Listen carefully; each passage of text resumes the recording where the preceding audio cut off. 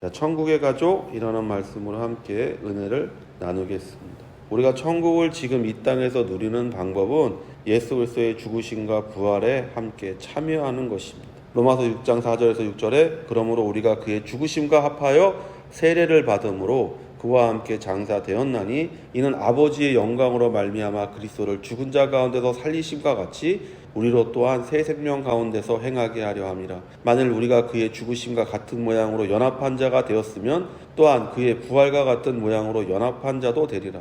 우리가 알거니와 우리의 옛사람이 예수와 함께 십자가에 못 박힌 것은 죄의 몸이 죽어 다시는 우리가 죄에게 종노릇하지 아니하려 함이니. 세례의 의미를 바울이 우리에게 설명하잖아요. 세례가 무엇이냐? 결국 우리가 그리스도와 함께 죽는 것이다. 그러니까 그 죽음을 통해서 우리가 새로운 생명을 입는 부활을 체험하는 것이다라고 바울이 우리에게 얘기하는 것을 듣는 것이죠. 그리고 죽는데 무엇에 대해서 죽느냐? 이 세상에 대해서 죽는 것을 말하잖아요. 이 세상의 권세 잡은 자가 누구냐? 죄라는 것이죠. 마귀라는 것이죠. 그러니까 마귀의 권능이 죄고 그 죄가 우리를 지금 지배하고 있기 때문에 우리의 삶에 여러 가지 어려움과 여러 가지 고통과 질병과 마침내 죽음에 이르는 큰 절망과 탄식 가운데 들어가는 것을 예수께서 오셔서 십자가의 죽으심으로 또한 우리가 함께 십자가에 못 박혀 죽음으로 우리가 죄에게서 오는 모든 결과로부터 자유하게 되었다라고 얘기하게 되는 것이죠. 세례가 의미하는 바가 바로 우리가 예수 그리스도의 죽으심과 부활에 함께 했다는 것입니다. 함께 한다는 것이 아니에요. 이미 했다고 과거형으로 말하고 있어요. 우리가 예수 그리스도와 함께 이미 십자가에 못 박혔다라고 얘기하지 우리가 예수 그리스도의 십자가에 못 박힐 것이라고 미래형으로 말하고 있지 않습니다. 그러니까 우리는 이미 천국을 누리며 살아야 하는 사람들이에요. 천국을 누리며 살고 있어야 돼요. 우리가 물론 육신에 얽매여 있기 때문에 육신으로부터 오는 여러 가지 것들로 우리가 근심할 수 있죠. 그러나 우리 마음과 우리의 생각과 우리의 이 모든 것들은 육신을 제외한 모든 것들은 이미 천국을 누려야죠. 그래서 마음에 평안이 있고 마음에 기쁨이 있고 그리고 우리가 늘 안식을 생각하며 살아가는 그런 인생들이 되어야죠. 그러나 우리가 지금 성경이 우리에게 말하는 천국을 누리지 못하는 이유가 무엇입니까? 첫째로 마귀의 유혹에 우리가 걸려 넘어지기 때문이에요. 밭에 씨 뿌리는 자의 비유를 한번 생각해 보세요. 그것이 천국의 비밀이라고 얘기했습니다. 천국의 비밀이라는 것은 그것을 통해서 우리가 천국을 볼 수 있다라는 것이죠. 그래서 예수님께서 그 밭을 우리의 마음이라고 말씀하셨잖아요. 근데 그 말씀이 뿌려질 때 그것이 우리에게 천국을 가져오도록 하는 것을 방해하는 것이 우리 가운데 있다라고 예수님께서 말씀하고 계시잖아요. 그래서 4가지 중에서 3가지가 우리의 마음 가운데서 천국을 뺏어가는 이야기잖아요. 그래서 첫 번째가 길이다. 이렇게 되는 거죠. 마음이 길이에요. 그러니까 완악하다라는 거죠. 하나님의 말씀이 선포되어지는데 마음이 너무 완악한 거예요. 영이 완악하고 생각이 고집불통이고 감정이 그것을 거부하는 것이죠. 두 번째가 돌밭에 뿌려지는 것이죠. 그래서 잠깐은 잘하지만 늘 걱정하고 근심하고 두려워하는 마음 때문에 천국이 너희에게 임하지 않는다고 얘기하잖아요. 세 번째는 가시밭인데 그 가시밭이 뭐냐?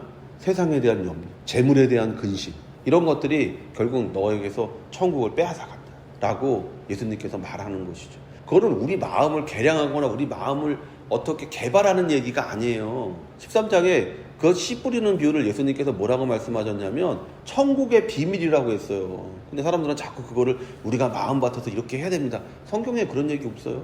너희가 지금 천국을 누리지 못한다는 것은 너희 마음이 옥토가 아니기 때문이야. 이렇게 얘기하는 거예요.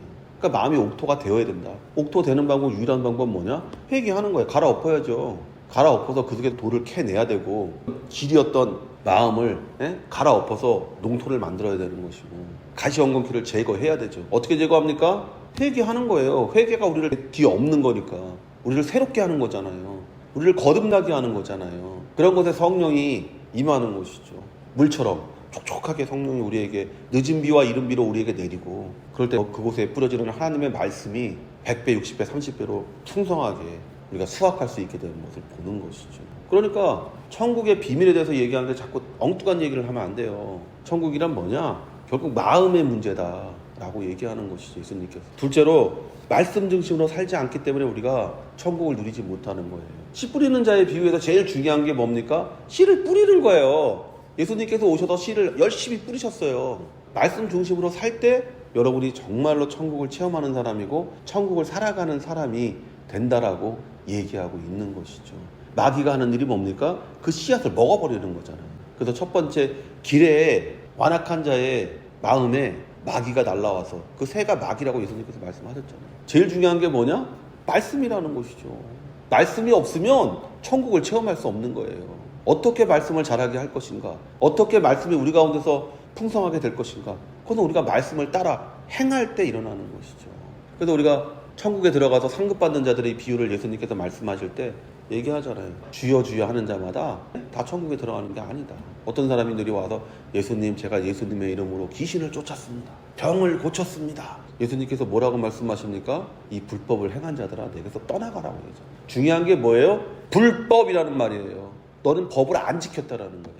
너희가 말씀대로 살지 않았다라는 거예요. 귀신을 쫓는 사람인데 말씀대로 살지 않았어요. 병을 고치는 사람인데 말씀대로 살지 않았어요. 예수님께서 뭐냐면 난 너랑 상관없으니까 나가라고 얘기하셨어요. 그 사람들이 지옥에 간다는 얘기가 아닙니다. 거긴 지금 예수님이 법정 앞에 쓴 거예요. 그러니까 법에 대해서 얘기하시잖아요. 법정 앞에 서서 상급받는 얘기를 하는 거예요. 우리는 생각할 때 내가 귀신 내쫓고 병 고치고 예수님을 위해서 이런 일을 했습니다 하면 예수님께서 잘했다, 내가 너에게 상 줄게, 큰 상 줄게 라고 생각합니다. 그러나 성경은 그렇게 말하지 않아요. 중요한 건 뭐냐? 네가 그 일을 할 때 불법적으로 했냐, 너희가 준법대로 했냐를 묻는 거예요. 너희가 아무리 작은 것이라도 법대로 했으면 너희는 천국에서 큰 상을 받는 것이고, 너희가 법대로 하지 않았으면 너희가 아무리 위대한 일을 했더라도 너희는 천국에서 상을 받지 못하는 사람이 된다라고 예수님께서 우리에게 말씀하고 계신 거예요. 마귀가 여러분에게 와서 이 두 가지를 가지고 여러분을 천국에서 멀어지게 합니다. 아담과 하와를 생각해 보십시오. 아담과 하와가 왜 그 좋은 낙원에서, 그 살기 좋은 낙원에서, 무엇도 부족함이 없는 낙원에서, 영원한 생명을 누릴 수 있는 곳에서 쫓겨났는지, 무엇 때문에 쫓겨났습니까? 첫 번째가 마귀의 유혹이잖아요. 두 번째가 하나님의 말씀을 지키지 않았잖아요. 마귀는 얼마든지 우리를 유혹할 수 있어요. 그러나 우리가 그 마귀의 유혹을 하나님의 말씀으로 이길 때 우리가 천국을 사는 사람이 되는 것이죠. 예수님께서 40일 금식하시고 주야로 굶었다고 그러잖아요. 그러니까 마귀가 유혹하잖아요. 근데 예수님께서 무엇으로 그것을 이겼습니까? 말씀으로 그것을 이겼잖아요. 예수께서 무리에게 말씀하실 때 그의 어머니와 동생들이 예수께 말하려고 밖에 섰더니 한 사람이 예수께 여짜오되 보소서, 당신의 어머니와 동생들이 당신께 말하려고 밖에 서 있나이다 하니, 성경은 우리에게 속사람이 중요하다고 말합니다. 로마서 2장 28절에서 29절에 이는 겉으로 유대인이 아니요 겉으로 육체에 행하는 할례가 그 할례가 아니기 때문이라. 오직 속으로 유대인이요 할례는 글자 안에 있지 아니하고 영 안에 있는 마음의 할례니라. 이런 사람에 대한 칭찬은 사람들에게서 나지 아니하고 하나님에게서 나느니라. 속사람이 어떠냐는 것을 보는 거죠. 겉은 예수님의 어머니요 예수님의 형제였지만 예수님께서는 그들을 어머니와 형제라고 하지 않았습니다. 오늘 읽은 본문은 예수님이 악한 세대에 관해 말하고 나서 바로 다음에 이어지는 이야기라는 거예요. 그러니까 우리가 어떤 겉모습을 가지고 있느냐는 악한 세대에도 우리를 구원하지 못한다는 거예요. 악한 세대에서 우리를 구하는 유일한 방법은 우리 속사람이 어떠냐라는 것을 보는 것이죠. 예수님의 어머니와 형제들은 예수님이 미쳤다는 말을 들었습니다. 마가복음 3장 21절에 예수의 가족들이 예수가 미쳤다는 소문을 듣고서 그를 붙잡으러 나섰다. 바리새인과 서기관들이 예수님을 비방하며 중상하는 말들을 그 부모와 그 형제들은 믿었어요. 그래서 예수님을 데려가려고 온 거예요. 30년을 예수님과 같이 살았는데 예수님이 하는 말을 믿은 게 아니라 예수님을 중상하며 비방하던 바리새인들과 서기관들의 말을 듣고 예수님을 붙잡으러 왔다라고 성경은 얘기하고 있는 거예요.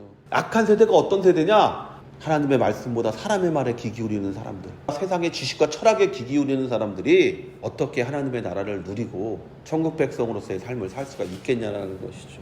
여러분이 평소 무엇을 듣고 보고 말하고 있느냐가 여러분을 만들어 간다는 것을 알아야 돼요. 여러분의 생각을 만들고 여러분의 생각을 만들면 여러분은 그런 사람이 되는 거예요. 무릇 그 사람을 알고 싶으면 그 사람의 생각을 보면 된다 그랬어요. 그 사람의 생각이 그러한즉 그 사람이 그러하다라고 잠언이 우리에게 얘기하고 있잖아요.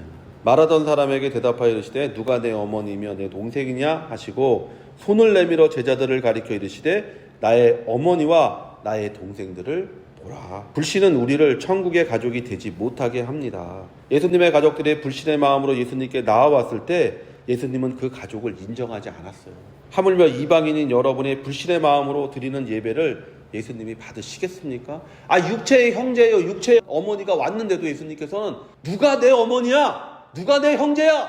이렇게 얘기하셨어요. 하물며 이방인인 여러분이 예수님을 믿지 않는 마음으로 이곳에 앉아있고 예수님의 능력을 믿지 않고 이곳에 앉아있으면 여러분은 예수님으로부터 어떠한 은혜도 어떠한 기적도 어떠한 체험도 가질 수가 없는 거예요. 예수님이 누구를 자신의 어머니와 동생이라고 말하는지 보십시오. 손을 내밀어 제자들을 가리켜 함께 말씀을 듣던 모든 사람을 가리키지 않으셨습니다. 수많은 사람들이 예수님을 따랐지만 예수님은 그의 제자들만을 가리키셨습니다. 제자란 뭐냐? 누구든지 하늘에 계신 내 아버지의 뜻대로 하는 자가 내 형제요 자매요 어머니니라 하시니라.